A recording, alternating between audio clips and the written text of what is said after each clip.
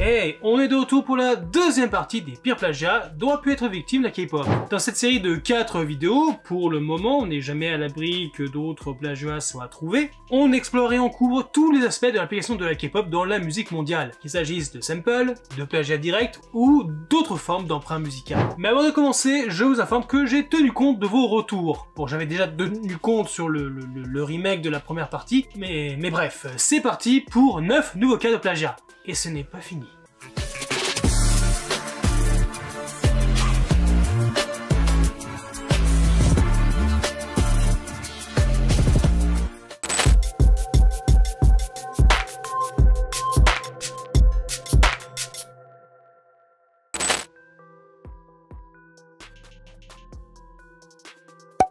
Commençons doucement. Tu te souviens, dans la première partie, je t'avais parlé de la série Violetta, une série produite par Disney Channel et diffusée en Argentine, et surtout de son plagiat de Solid Solid de Super Junior lors de la saison 2. Eh bien, tu sais quoi? Ils ont récidivé en 2014 lors de la 3e saison avec la chanson The Queen and the Dance Floor.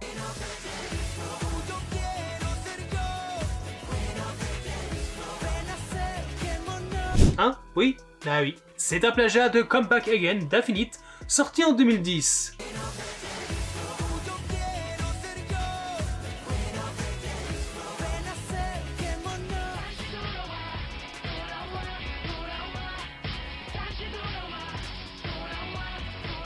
Difficile de le cacher, c'est presque une copie conforme, à part quelques différences mineures, comme bien évidemment les paroles. Le label d'Infinite, Wooling Entertainment, est monté assez rapidement au créneau et a dénoncé le plagiat, tout en contactant le compositeur de The Queen and the Dance Floor. Mais malheureusement, rien n'a pu être fait et la chanson est toujours disponible en ligne. Évidemment, c'est toujours compliqué d'obtenir quelque chose ou réparation quand on s'attaque à Disney. Je suis désormais inéluctable.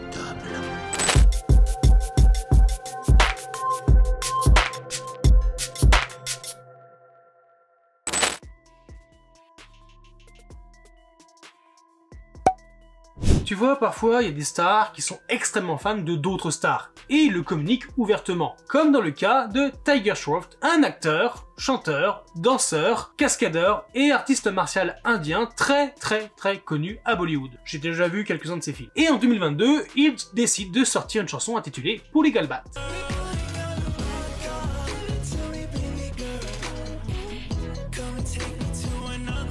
Alors les XOL, vous l'avez?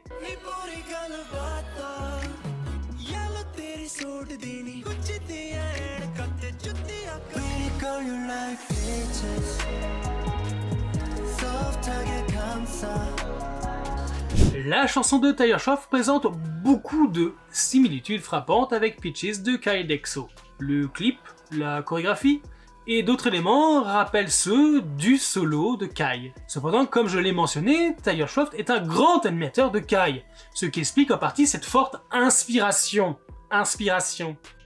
Il a souvent exprimé son admiration pour l'artiste sur les réseaux sociaux, partageant des clips et des commentaires élogieux.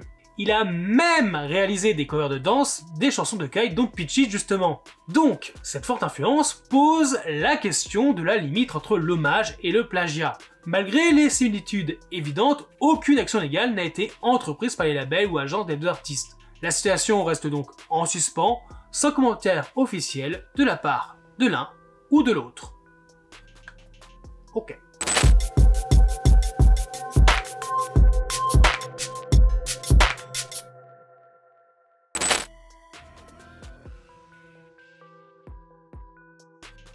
Ah, le Mexique, ses sombreros, ses faletas, son passé antique et évidemment sa drogue. C'est le pays du chanteur Julio Verne qui a sorti en janvier 2021 la chanson Vayamos a Marte, une chanson d'amour triste jouée à la guitare acoustique qui pourtant n'avait rien d'original.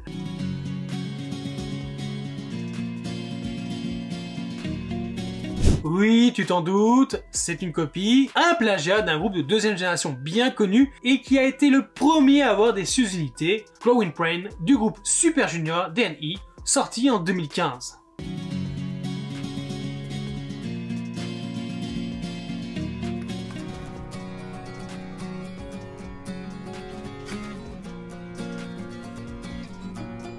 je pense honnêtement que c'est difficile de ne pas voir, plutôt entendre les similitudes tellement c'est évident. Et évidemment, les elfes d'Amérique latine ont rapidement fait part de leur mécontentement et SM Entertainment a bloqué la chanson. Werner a reconnu qu'il n'avait pas crédité correctement l'original, ok, et a même présenté ses excuses, expliquant que la chanson était censée être une reprise et qu'il ne s'attendait pas du tout à de tels retours négatifs. Pourtant, malgré ses excuses et d'avoir reconnu le plagiat, la chanson, elle, est toujours disponible sur Spotify. Profitant des efforts de d'autres et suscitant des critiques continues de la part des fans. C'est honteux!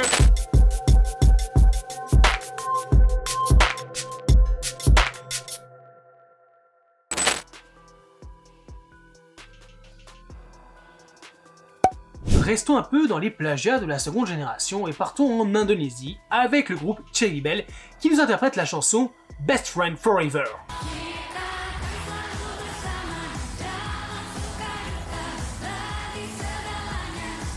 Tu ne le vois pas là, mais je fulmine intérieurement.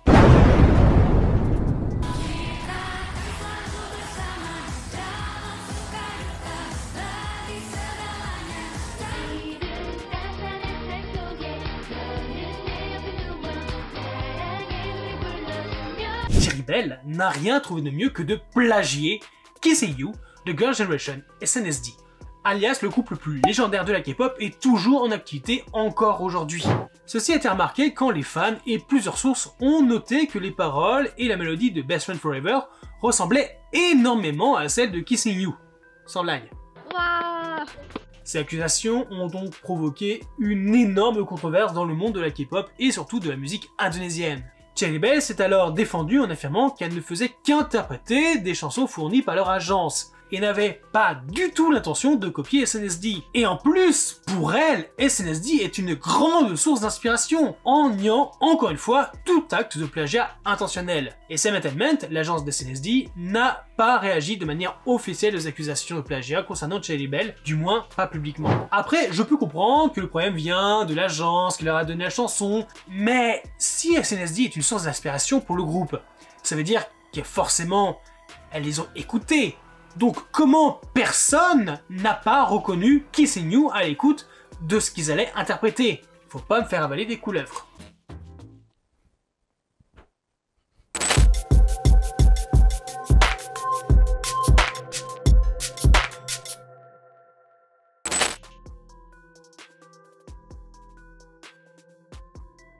Partons maintenant dans la mère patrie d'Albina Ladapaiva, une soliste russe et anciennement membre du girls group Viagra. Du coup, leurs fans, est-ce qu'elle les faisait bon? En 2016, elle sort une chanson intitulée I Love You, une belle ballade émotionnelle avec un clip dramatique et assez esthétique.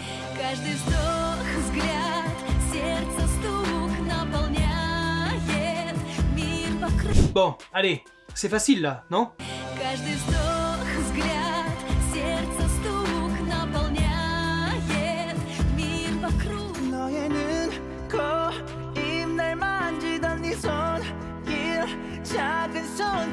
Oui, si tu l'avais déjà trouvé, cette chanson est en réalité une copie conforme de Haze Nose Lips de Taeyang, membre de Big Bang. En fait, Albina ne fait pas que chanter dans la même tonalité avec des notes et une mélodie identiques à celles de Taeyeon. En gros, elle imite tout, y compris même les changements de tonalité en fin de chanson. Elle a tout repris. Cette imitation flagrante a conduit YG Entertainment, l'agence de Taeyeon à l'époque, à entreprendre des actions en justice. Et bien que la chanson ait été retirée de YouTube, heureusement, elle a pourtant rapidement refait surface sur YouTube, son équivalent russe. Albina de son côté a évidemment nié toute similarité et a défié YG Entertainment de lui faire un procès, alias une démarche coûteuse et compliquée. Malgré les répercussions, la version plagiée est malheureusement toujours accessible en ligne, provoquant l'indignation des fans de K-pop. Il y en a qui ont du culot quand même. Shame! Shame!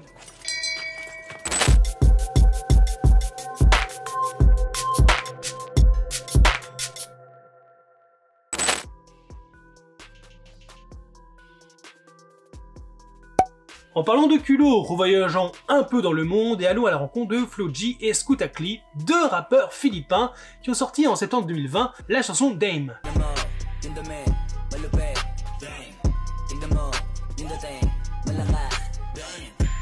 Je compte sur vous les amis, lavez-vous, en tout cas je l'espère.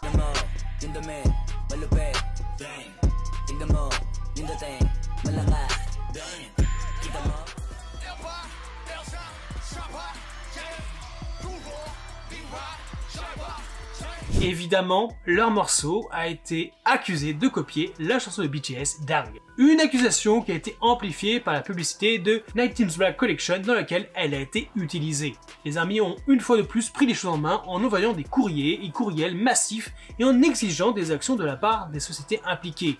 La société X-Battalion Music Management a nié les accusations, affirmant que les chansons étaient différentes malgré les similitudes, et a expliqué que les artistes utilisaient une cadence musicale générique. C'est pas possible, c'est pas possible d'être un menteur comme ça. Toutefois, la controverse a eu un vrai impact négatif sur la réputation des artistes de leur pays et a même conduit à des pertes de contrats de marque. Loin de s'arrêter là, la société s'est enfoncée et a menacé de poursuites en cas de diffusion de fausses informations, sans jamais, je dis bien jamais, reconnaître leur tort.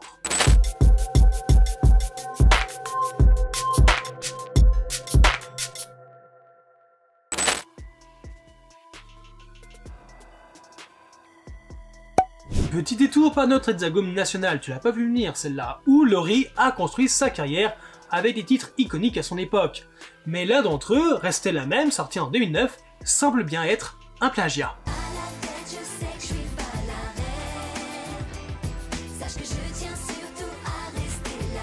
Ok, j'avoue que là c'est un peu plus technique, mais on dirait bien que cette année-là, Laurie n'a pas cherché loin, ou plutôt si, vu que la Corée c'est pas la porte à côté.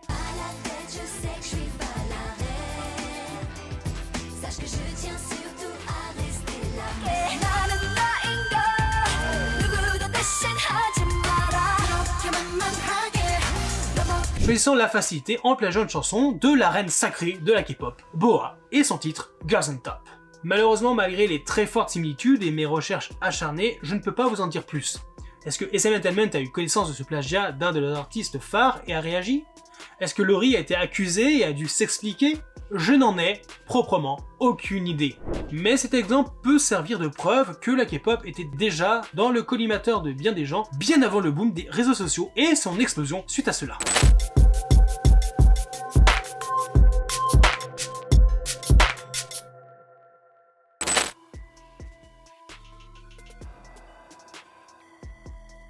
Je parlais des réseaux sociaux juste avant, et ça peut peut-être vous étonner, mais la K-pop s'est diffusée dans le monde entier et dans de nombreux pays bien avant le boom de ceux-ci. Quand le groupe de R&B marocain Tyra Lynn sort sa chanson Matal Maklebi en 2011, qui aurait pu croire que cette chanson célébrant les proverbes marocains serait en fait un bon gros plagiat.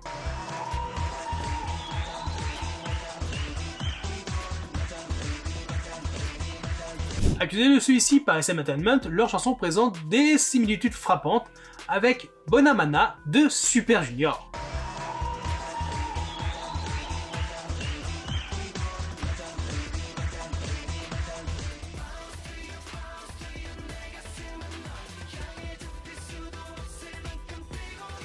C'est après avoir fait écouter la chanson à leur équipe musicale que SM Entertainment a conclu et confirmé que celle-ci était manifestement un plagiat. Ils ont donc été poursuivis par l'agence, mais on ne sait pas à ce jour si Tyra Lynn a été formellement condamnée ou que des poursuites judiciaires ont été menées à terme. En tout cas, la popularité et l'influence de Super Junior ont fait une cible fréquente de plagiat, comme le montre cet incident avec Tyra Lynn et nombre d'exemples qu'il me reste à vous faire découvrir.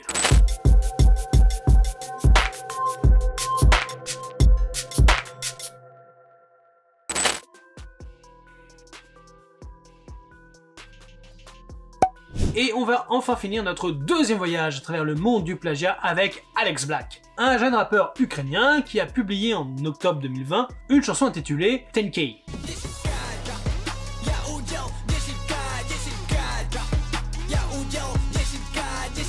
On est d'accord, hein, ça ressemble forcément à Daechita d'August-D, alias Suga de BTS.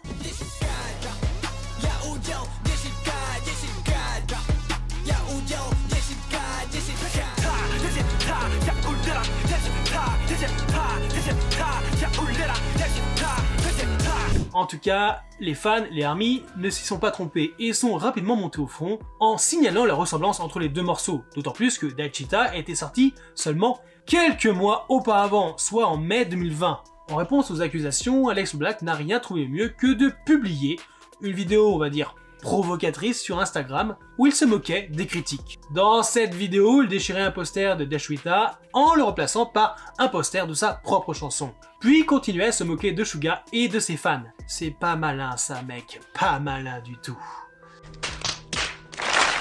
Ce comportement a donc été perçu comme un manque de respect flagrant, et à la limite du racisme anti-asiatique, non?